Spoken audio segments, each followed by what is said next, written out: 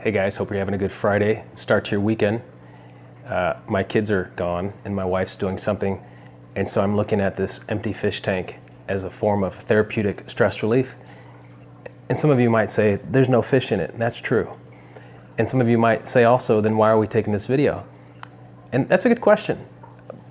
It's desolate, barren, there's no fish, there's no life. They say the sand is alive, but it's not really alive to me. You can't see it doing anything. But the nice part is, as shallow as I am, I'm just going to go buy fish and I can just put the fish in there and then there'll be life. So I'm looking forward to watching the saltwater fish swim around. But this week I've been studying Job, and I've always known the story of Job, but I've been looking at it a little more carefully. And in chapter 4, Job's buddy Eliphaz comes and gives him a visit because Job has just lost everything, including his children, and he's kind of down about it. You know, I mean, I don't want to say he's being a whiner, but he did just lose everything, including his children. So it's kind of justifiable. And granted, he's never cursed the Lord after he lost his livelihood, all his possessions, and his children. But it's starting to get to him a little bit. He's starting to act a little weird. So Eliphaz is kind of getting him together. If you look at chapter 4, Eliphaz says, "If one attempts a word with you, will you become weary? But who can withhold himself from speaking? Surely, Job, you have instructed many, and you have strengthened. We can't." Job was the man. You know, Job is the source of inspiration. He's the guy giving the TED Talk. And now he's down in the dumps. So Eliphaz is saying, surely you have instructed many, and you have strengthened weak hands. Your words have upheld him who was stumbling, and you strengthened the feeble knees. But now, it's your turn, Job. It comes upon you and you are weary? You're weak? Job, you're human? It touches you and you're troubled? Come on, Job. You're the man. What are you thinking?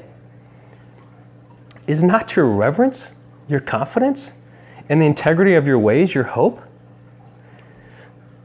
This is what caught my attention.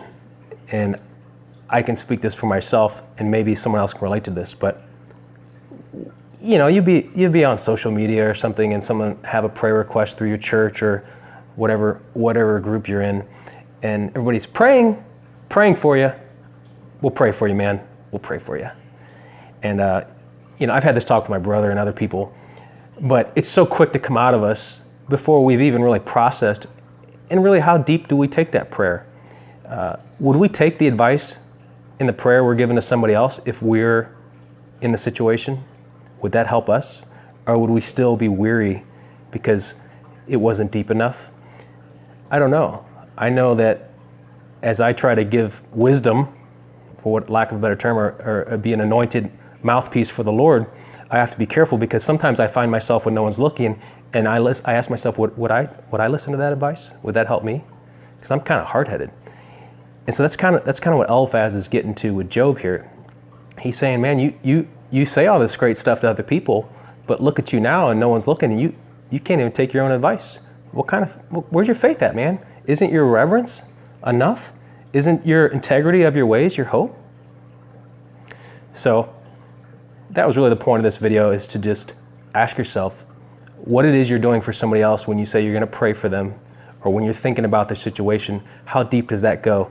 And you've heard the figure of speech, do unto others as you had them do unto you. That's really my question. Would you pray for them like you'd like to receive the prayer back when it's your turn to be on your hands and knees with a shaved head, no children, no livelihood, barren, nothing left?